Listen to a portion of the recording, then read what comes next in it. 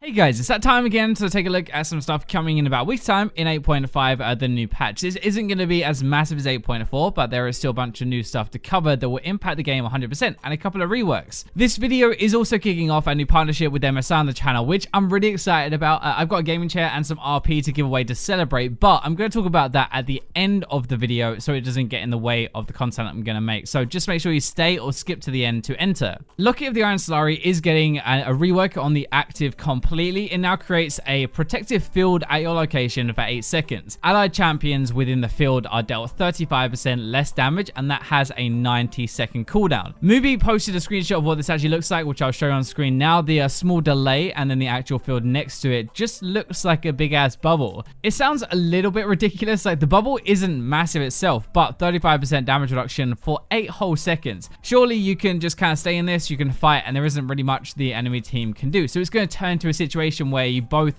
teams have to have it. It is a bit more fun and interactive than a shield on everyone around you. It does have a delay, so you have to use your brain a little bit more, but that amount of damage reduction is a lot for everybody in it as well. I can imagine champions like Janna having this would be really good with their AD carry, and then they just sit inside of that thing for the entire 8 seconds. There is also a new precision keystone called Conqueror. I'm not sure if this will be in 8.5 or a little bit later, but it works the same way as Grasp of the Undying right now. After 4 seconds in combat, so the same as Grasp, your first attack against an enemy champion grants you 10 to 60 AD and turns 20% of your damage into true damage for 4 seconds. For melee, by the way, damaging enemy champions refreshes that buff. For ranged, it doesn't, and I'm genuinely kind of afraid of what Darius is going to look like with this, to be honest. It is designed for bruisers. We know the format of this works for them because it does with Grasp, so imagine a Garen shoving his sword up your ass while dealing true damage with 60 more AD than before. That doesn't exactly sound like my idea of fun, to be honest. They do really need a good solid keystone, but I wonder whether that part in particular is a little bit too much or not. The true damage anyway is big. We all know what Vayne is like with hers, or Camille, for example. There are a lot of champions who could use this. I think timing your cooldowns with that 20% true damage window gives a level of depth as well, but it does just last forever on a melee champion. Looking at dragons as well, Cloud Drake now gives 2 to 6% move speed, which is tripled outside of combat, so slightly different. It might not look like that much, but this now gives move speed in combat, which is a pretty big deal. Before it was only outside. This is much better. There is definitely a reason to take this now early game rather than just leaving it, which is kind of what they wanted to do with this change, but since it's not giving damage, we probably are not going to care as much still as we probably should, I bet. If we move towards AD carries a little bit, fleet footwork, the healing now for a ranged attack on a minion is going to be 30% of normal. It makes it worse for lane phase sustain, but that is kind of okay. I think a big reason why we take it now is because we don't want to build lifesteal with items. We want crit or rage bait builds, so we get this instead for the healing and team fights. Moving on from that, Tristana's attack range is going to be lowered to 525 from 550. Her passive range scaling has been changed though. 0 to 136 from 0 to 119, so a little bit better, and also her jump damage is increased by 25 at all ranks. These are the big Trist nerfs that we've been waiting for. The route they are going with is lowering her range, which we've seen a lot more recently as a way to knock off power from an AD. It is a little bit weird though, because she is getting some of that back in her scaling anyway, but it isn't close to the 25 you're going to lose, so it is definitely still a nerf. It's aimed at making her less safe overall, which right now is one of her biggest strengths. She just doesn't really die while she pumps out crazy amounts of damage. Speaking of which, increasing her W damage this patch as well rewards her more for jumping in during the lane though, right? Which is nice and stuff, but do you really want to buff the best AD carries lane phase damage when they scale so well late game? I would expect we see Riot ram her a bit more with some nerfs before the ship in 8.5. These don't really seem like enough. Zoe, however, is getting some big buffs. As I said last week, they gutted Zoe, but now they're going to be slowly buffing her back up again, or maybe not so slowly actually. There are a lot of buffs here, but the biggest one is the AP ratio on her Q. It's up to 60% now from 20%, and that was 40% by the way in 8.3, so even better than before. Yes, her passive damage does not apply anymore, but she gets extra level scaling bonus damage, and when she has some AP, she will still one-shot people because she's using 60% of it now. Her sleep is still going to be worse from 8.4 changes, but her damage is back now in 8.5, especially mid-game from 2 to 3 items onwards. That is when Zoe will become really deadly again. I wouldn't be surprised as well to see a way more damage AP heavy poke kind of build work really well on her now, and more be about the Q damage than anything else. We do have some changes for Nocturne. Maybe it doesn't look particularly massive, doubling the passive cooldown reduction, healing for a bit more. That is nice, but it doesn't really help a ton. The ultimate thing though is pretty big, honestly. Now 6 whole seconds of basically being blind in a game instead of 4. Just think, right, 6 seconds in a game, in League, is actually a really long time where you cannot see anything anymore. For someone to jump on you and you not see it coming at all, that's a pretty big problem. I know you are supposed to dive in and kill people with that ultimate, and it does do a lot of damage, right? But it's a blind part that can be used in a lot of different ways, a lot of like creative ways. It doesn't really fix the problems that he has right now, so I doubt he will be like completely busted or anything, but there are a lot of things you can do with that now that actually make it pretty strong. Ryze is getting 2 nerfs again, and they're both pretty big, honestly. His E damage increased early ranks, which sounds good, but only deals 50% damage now when it spreads, and his ultimate cooldown increased by 60 seconds, up to 3 minutes now. I think this is because he abuses Archangels really well in 8.4, and a pro player will make that even worse for sure. So on really good players, he is just way too good. His ultimate is honestly a summoner spell at this point now, let's be honest, right? Ghost has the same cooldown as your ultimate now, which sounds ridiculous. I know you don't use it in a fight, so it isn't the same as taking away like Syndra ultimate or something like that, but it is still a really long time in a game to not have one of your spells, one of your key spells. I know it's a meme as well, but I am honestly starting to wonder when the next Ryze rework is going to come through at this point, because they are nerfing him into the ground over and over. Jhin finally has some changes on here.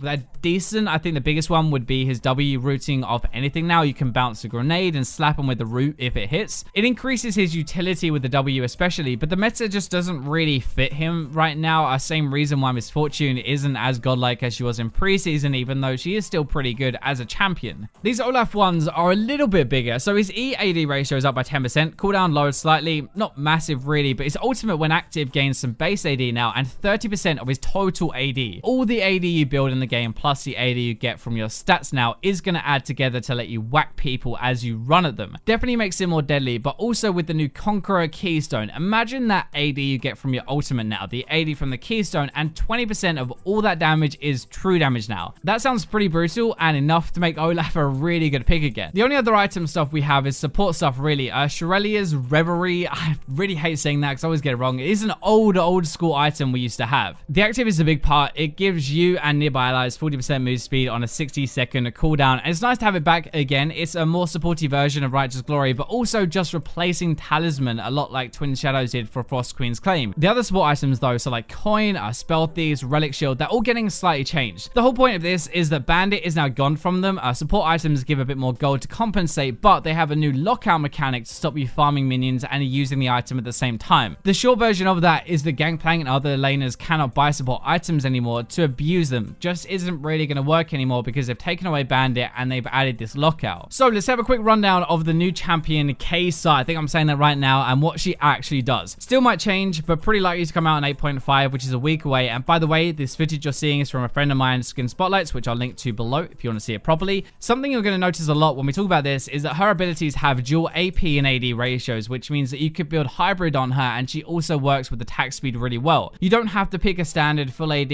or full AP build. You want to use items from both to create the best build. Also, abilities deal a mix of magic and physical damage, so you have to build armor and magic resist to actually stop her damage, which makes her even harder to deal with. So her passive applies plasma with basic attacks for 4 seconds, which deal bonus damage. This looks a lot like Braum's passive or Sejuani's basically, and also the damage from this scales with AP. At 4 stacks, she's going to be able to detonate them, dealing percentage missing health damage, and any allies crowd control, by the way, will also add plasma stacks. Her Q is quite low cooldown and low mana cost as well, so you can really spam this and you would max this first. She launches 6 rockets split among nearby enemies, deals base plus 40% AD, 30% AP physical damage. Additional hits on the same target deal 30% damage though, by the way. That still adds up to a lot actually. This ability upgrades when you hit 100 bonus AD, and it now fires 12 missiles instead. The crazy part about this whole thing is that maximum damage on a single target with the upgrade is 473 base damage plus 172% of your AD and 129% of your AP if they all hit one target. That is bloody nuts. Her W has a much higher cooldown. It's really designed to poke before a fight starts out. It fires a blast out, gives vision, but applies 2 stacks of plasma. You upgrade this when you hit 100 ability power. It applies 3 stacks now instead and refunds 50% of the cooldown.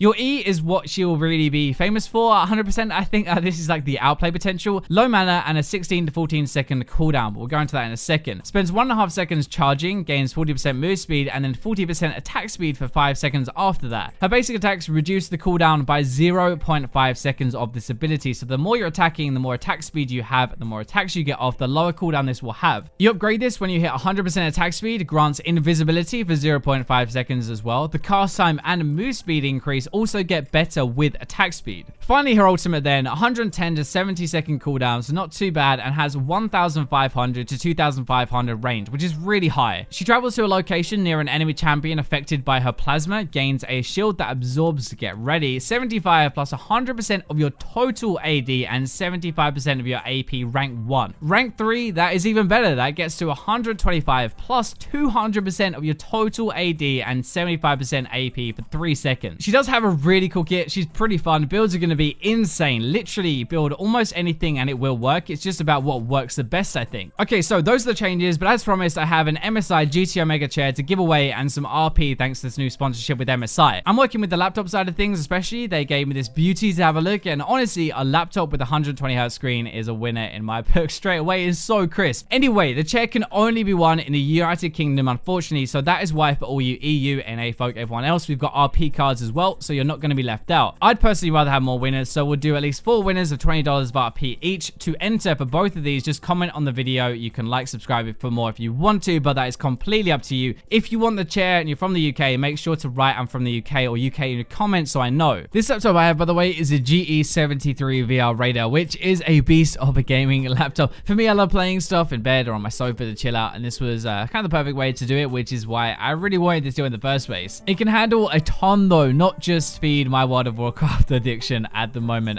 You've got an NVIDIA GTX 1070, this thing, Intel i7 7700 HQ processor, 256GB SSD, and on the 120Hz 17-inch screen. I could talk about this stuff all day. I'm such a nerd for specs and stuff, but honestly, I have an MSI laptop. I use it all the time to play League, other stuff when I travel. I even edit my videos on it sometimes as well, so I really wanted something lightweight but still good, and I could use like as a desktop, I guess. I plug it in and use it on a desk like normal. There's a link down below if you fancy checking out the one that I'm talking about, but hopefully we keep doing stuff with MSI, and I'll be sure to keep giving stuff back to you as well. So thank you for watching the video, and for now, I will leave you with the robots.